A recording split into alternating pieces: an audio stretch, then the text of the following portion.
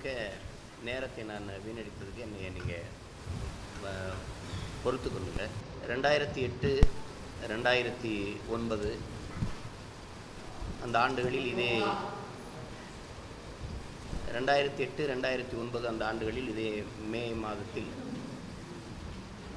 ஈழத்தாயகத்தில் மிகப்பெரிய ஒரு இன அழிப்பு போர் நிகழ்ந்து நமது இன மக்கள் கொன்றொழிக்கப்பட்டாங்க.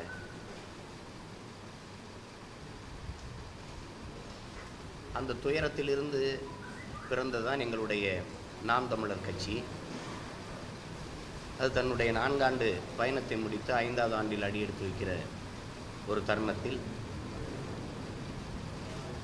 எந்த இடத்தில் தமிழினம் அழித்து முடிக்கப்பட்டது என்று எல்லோரும் நினைத்தார்களோ அந்த இடத்திலே இன உணர்வோடும் மான உணர்வோடும் மீண்டும் நாங்கள் எழுகிறோம். வீர தமிழினம் வீழ்ந்து விடாது, மான தமிழினம் எவரிடத்தில் மண்டிடாது என்பதை உலகத்தாருக்கு உணர்த்த வருகிற மே 24 மாபெரும் இன எழுச்சி அரசியல் மாநாட்டை திருச்சியில் நடத்துகிறோம். இந்த நாம் தமிழர் என்பது கட்சியின் பெயர் அல்ல, பெருமைமிக்க எமது இனத்தின் அடையாளம். எனவே இது கட்சி மாநாடு அல்ல, ஒரு இன எழுச்சி மாநாடு. இது ஒரு மாற்றத்திற்கான எளிய மக்களின் புரட்சி என்ற முழக்கத்தோடு தான் இந்த மாநாட்டை நாங்கள் நடத்துகிறோம்.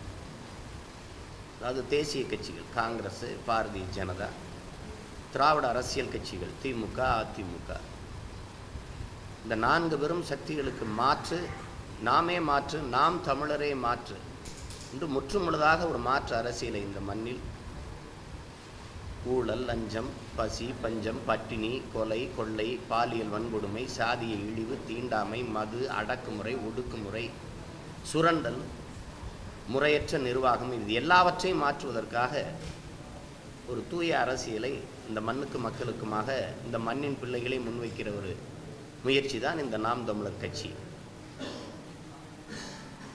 உங்கள் எல்லோரையும் ஒரு சேர சந்திப்பது உங்கள் வாயிலாக. இந்த மாநாட்டுக்கென்று சிறப்பு அழைப்பாளர்கள் யாரும் இல்லை, எமது மக்களை தவிர.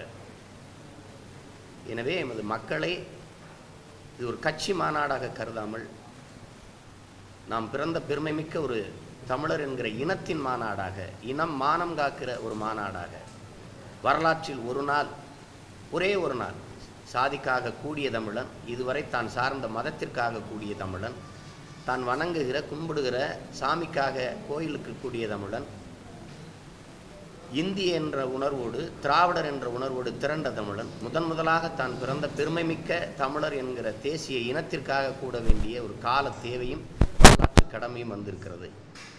அந்த வரலாற்று பெரும்பணியை ஆற்ற எமது உடன் பிறந்தவர்களை, உயிருக்கு மேலாக நாங்கள் நேசிக்கிற எமது தாய் தமிழ் உறவுகளை அன்போடு அழைக்கிறோம்.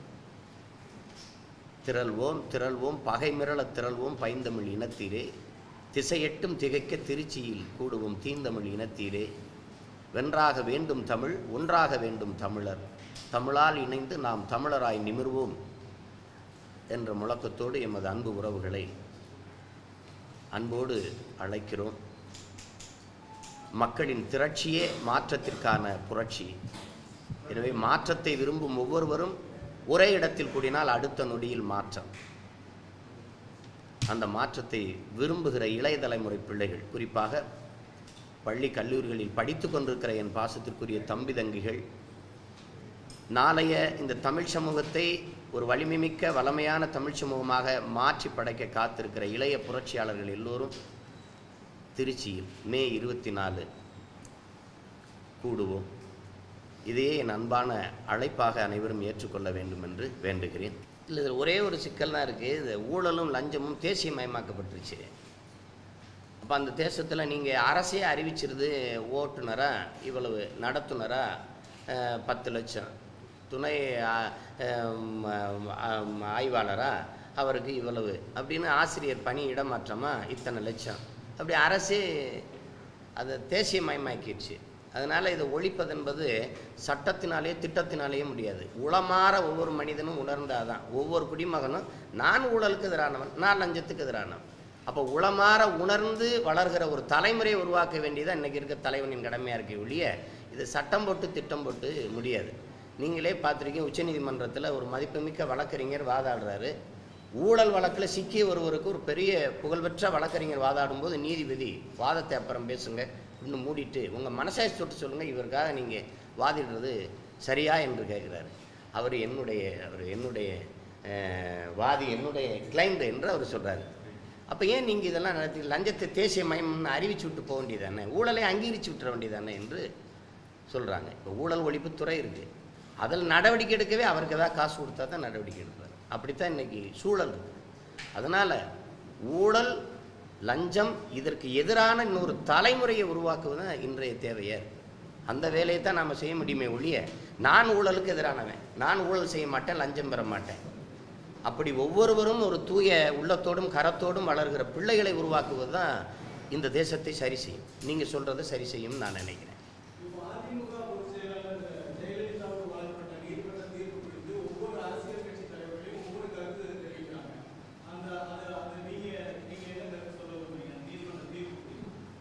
இப்போ போன தடவை தண்டிச்சாங்க, சிறைக்கு சென்றாங்க, அதையும் நம்ம அந்த நீதியும் மதித்தோம். இந்த தடவை விடுதலைன்னு சொல்லியிருக்கிறாங்க, அதையும் மதிக்கிறோம். நாளைக்கு யாராவது உச்சநீதிமன்றத்தில் போய் இல்லை அது தவறுன்னு சொல்லி தண்டித்தாலும் அதையும் நம்ம ஏற்போம். நீதியை இப்போதும் நம்ம மதிக்கிறோம், அவ்வளோதான். அதில் என்னுடைய கருத்து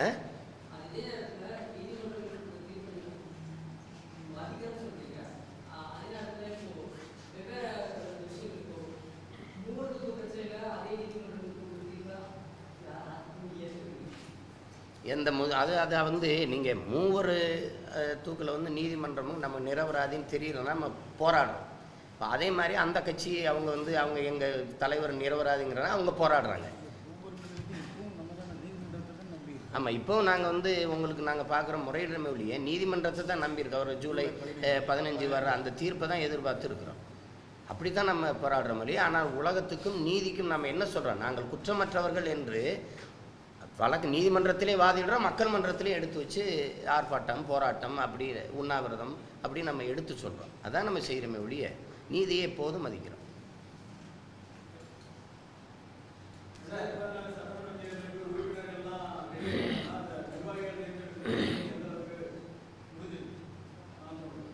இல்லை, தொடக்கத்திலே நாம் கட்சி 2010 தொடங்கும் போதே நம்ம தனித்து இயங்கிறது என்று முடிவெடுத்து தான். ஏன்னா நான் நினச்சிருந்தா திமுக அதிமுகவில் அங்கே தான் இருந்தேன், திமுக அங்கே இருந்திருக்கலாம், அதில் அதிமுகவில் ஒரு பெரிய இயக்கத்தில் சேர்ந்துருக்கலாம்.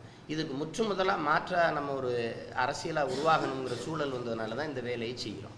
அப்படிங்கும்போது நாம் எளிய மக்களின் பிள்ளையாக இருக்கோம். ரெண்டாவது பொருளாதாரம் ஊடக வலிமை இதெல்லாம் இல்லாதனால இந்த கட்சியின் வளர்ச்சிக்காக நிர்வாக வசதிக்காக என்ன செய்கிறோம், ஒவ்வொரு தொகுதியும் ஒரு மாவட்டமாக பிரித்து அறிவித்து வேலை செய்கிறோம் நாங்கள். அதனால் 234 தொகுதியிலையும் நிற்கிறதுக்கு 234 மாவட்ட செயலாளர் இருக்கிறதுனால எனக்கு அந்த சிரமம் இல்லை.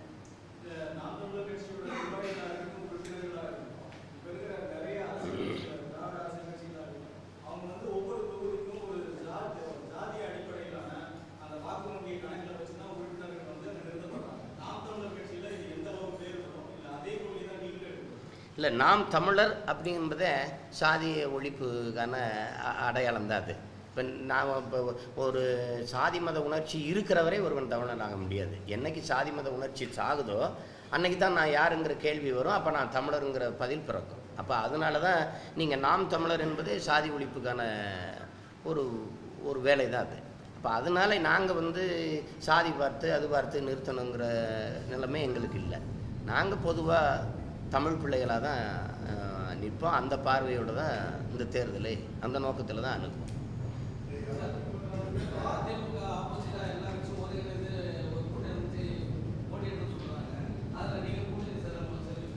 அதான் முதல்ல சொல்லிட்டேனே, நீங்கள் அதிமுக ஒரு கூட்டணி, திமுக கூட்டணி, இது எல்லாத்துக்கும் எதிர்கட்சி நாங்கள் தனித்து தான் போட்டிடுறோம். நான் கூட்டணியில் சேர்றதில்லை, சாப்பாட்டில் தான் கூட்டு பொரியல்லாம், சண்டையில் தனிச்சு தான் நான் முதல்ல சொல்லிட்டேன். தனிச்சு தான் ஒரு ஓட்டுனாலும் உண்மையான ஒரு தூய தமிழன் ஓட்டு இருக்குதா இல்லையா? சாதிக்கு இத்தனை வாக்கு வங்கி, மதத்துக்கு இவ்வளோ வாக்கு விழுக்காடு, திராவிட அரசியல் கட்சிக்கு 30-40ன்றாங்க, இந்திய தேசிய கட்சிகளுக்கு இருக்குதுங்கிறாங்க. உண்மையிலேயே தமிழுக்கும் தமிழனுக்கும் வாக்குன்னு ஒன்று இருக்குதா இல்லையா? தமிழன்னு ஒரு இனம் இந்த மண்ணில் இருக்குதா இல்லையான்னு ஒரு தேர்வு எழுதுறதுக்கு தான் இந்த தேர்தலை நாங்கள் பயன்படுத்துகிறோம். 10 ஓட்டுனாலும் ஒரு மான தமிழன் இருக்கான், 10 பேர் இருக்கிறான்னு தெரிஞ்சுக்கலாம்ல. அதுக்கு தான் இருக்குதா இல்லையா? மொழி இனம் மக்களின் நலம், மண்ணின் வளம், இந்த கொள்கை அடிப்படையில் ஒரு அரசியல் உருவாவதற்கு இங்கே வாய்ப்பு இருக்கா இல்லையா? முதல்ல ஒன்று அதை தெரிஞ்சுக்கிறதுக்கு தான் தனிச்சு போட்டியிடும்.